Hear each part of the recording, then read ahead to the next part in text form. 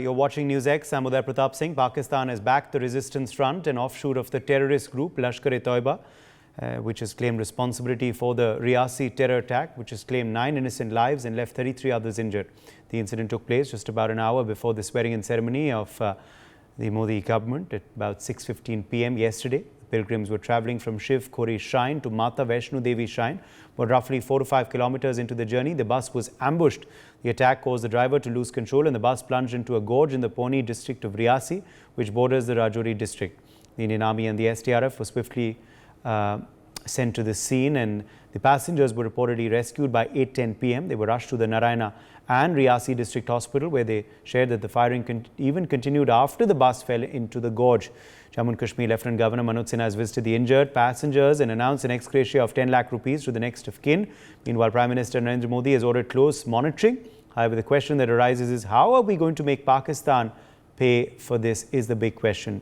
Ellen Rao, former DCP Special Cell, joins us live. Ijaz Hussain, senior BJP leader, is also with us live. Major General A.K. Sivaj, defence expert, is live with us. RVS Mani, former Under Secretary, also joins us live. RVS Mani, it seems now that this was, of course, an attack orchestrated by Pakistan. We are also learning that reportedly the resistance front has claimed responsibility for this shocking incident. Indeed, it was actually on the card because, number one, Prime Minister Modi ji coming for a third term is not palatable, not only to Pakistan, but many others, the Pakistani supporters within India. In fact, one of the Congress elected MPs have said that Pakistan should have been invited for the swearing in, which we did not, but all other SAARC countries had been invited. That is one part of the story. We have the supporters here.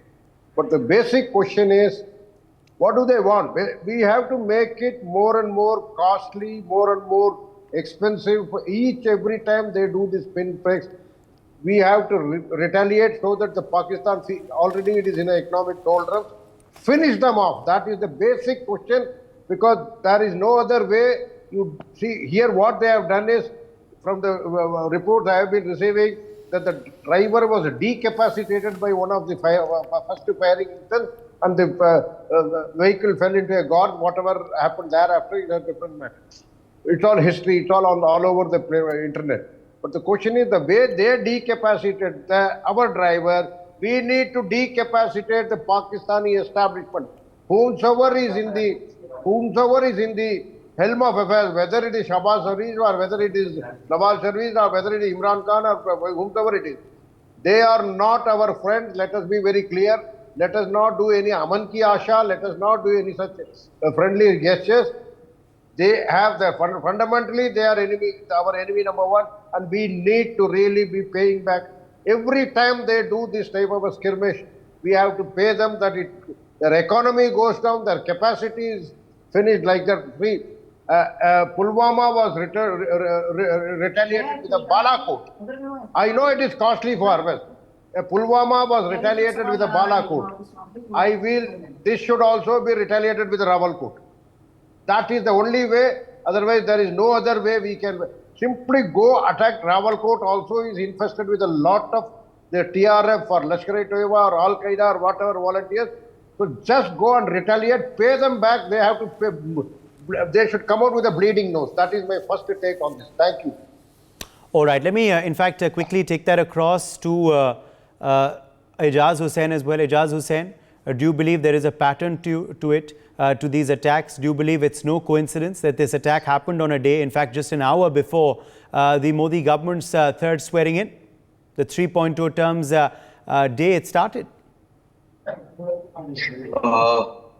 Whatever happened yesterday is very unfortunate. I must tell you that this is okay. I think there's a problem with your frame, Ijaz. We'll have to come back to you. But let me quickly go across to Major General A.K. Sivaj. Major General A.K. Sivaj, what would be the appropriate response? And is this a big, security lapse on a day, of course, that the swearing in was happening?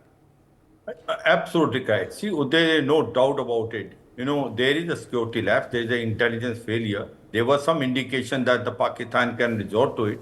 But then in case if an incident takes place, then obviously there is some failure somewhere.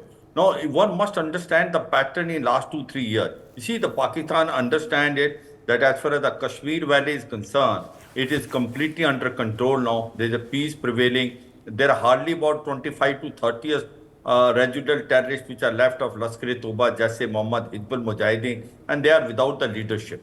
Now their focus has shifted south of Pir Punjab. Now it is basically Rajouri, Punch. Initially they have now operating there. There are about 10 to 12 terrorists which are infiltrated in last about 2 years. And they are operating in this area. Now they have in fact increased that area of their operation from Rajouri, Punch to Poni, Reasi, Akhnur and also to Jammu area. So the question is that why are they have done it? There are 2-3 reasons. One is that this area provide them a lot of place for hiding because there are natural cave there are caches there. The area is forested and also heights ranging up till 5 to 8 to 9,000 feet. And there is also overground worker and sleeper cell which are helping them out. There should be no doubt about that. And what is happening, this 12 to 15 terrorists, they are operating in a group of 3 to 4. And this was a pre-planned operation. It is not on the spur of the moment or opportunity target. They got it that there is a bus which is going and they have targeted that. It was already planned. They knew it that the Prime Minister and other ministers' oath ceremony is taking place. Just to embarrass India, this was done.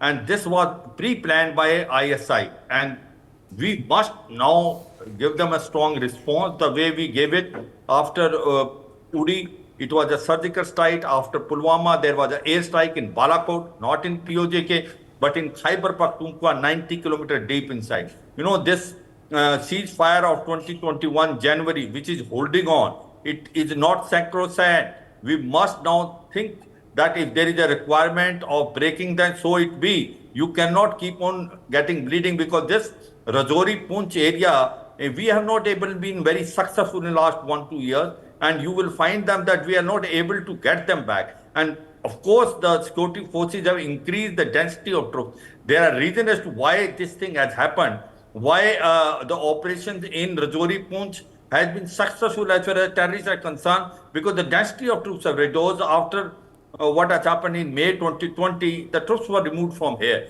And this wasn't a good opportunity from Pakistan because peace was prevailing for last 15 years. And they found that opportunity, they are trying to exploit it. We are bouncing back. But you see, we have to bounce back very fast because Pakistan is a hub center of terrorism.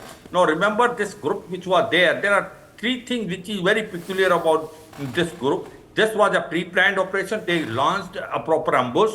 After the time when the driver had injured and he lost control, the bus fell in gorge. Thereafter also they were firing for another 20-30 minutes. There were children which were there in the bus. There were ladies, there were old people. They cared to who. So this is the barbaric attitude of the Pakistanis, and that is why you need to take a strong action against that. They were also equipped with M4 assault rifle. This is the weapon which was left by the Americans in Afghanistan when they have left Afghanistan 2 years back. So why this is happening? This 10,000 Lashkar-e-Taiba, Jaise Mohammed terrorists are also sitting in launch pad and in POJK and Gilgit Pakistan. We must be very, very careful, thinking that there is a weak government in Pakistan. Pakistan is in economic crisis. There is a political instability and also the terrorism increasing in Pakistan in terms of Taliban Pakistan and BLA becoming very, very, functional in Balochistan. Yet they will not stop sending terrorists in India. This point has to be understood, and you have to make Pakistan bleed. Unless you don't make Pakistan bleed, unless you do not make Pakistan pay for it, they will keep on repeating this. And I think Modi 3.0 is going to be very, very strong, and they have to be given a strong message. And remember what is happening in POJK and Gilgit Pakistan must be revived. They want to join India now. Another 6 months, that should become a reality. And this is also a cause of concern as far as Pakistan is concerned. They are feeling the heat of that. There is no flag of Pakistan which can fly in POJK today. So overall, one can say with a lot of sense of authority that they are trying to open a new avenue in Punch, Rajouri and also Pauni, Reasi and Akhnur sector. We have to give a strong response to them. If there is a requirement of abrogating even ceasefire which was there from 2021. Okay. So Ellen Rao, what is the response according to you for Pakistan? What should it be? And also, what kind of security overhaul is needed in the Union Territory post this incident? Yes, so that's, first of all, I'm our sympathy to the pilgrims who have lost their life and their family members.